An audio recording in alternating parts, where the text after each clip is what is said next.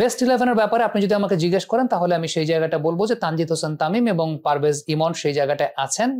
3 নম্বর পজিশনে সেই জায়গাটায় ব্যাটিং করবেন আমরা জানি লিটন কুমার দাস। 4 নম্বর পজিশনটা নিয়ে অনেকের কথা যে সাইফ হাসান খেলবেন কি খেলবেন না, আমার কাছে মনে হয় যে তাওহিদ হৃদয়ের প্রতি আসলে সেই জায়গাটায় এখনো ইনভেস্ট করা উচিত।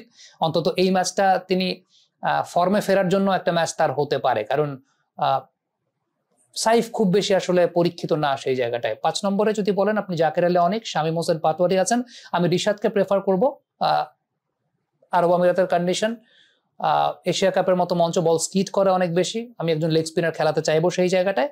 এবং আপনি যদি আমার পেস বোলিং সেট আপটা চিন্তা করেন, শেখ মেহেদী হাসান তো সেই জায়গাটায় থাকবেন।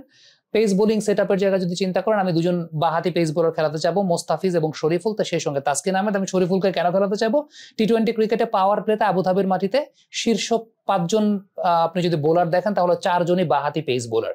সো যে কারণে আমি ট্রেডিশনালি সেই জায়গাটায় বাহাতি পেস বোলাররা পাওয়ার প্লেতে ভালো করেন। শরীফুল গত 1 বছরে পাওয়ার প্লেতে বাংলাদেশের সেরা বোলার, ইনকামিং ডেলিভারি খুব ভালো করতে পারেন। সবকিছু মিলে আমার কাছে মনে হয় এটাই হচ্ছে আমার বেস্ট 11। Thank you.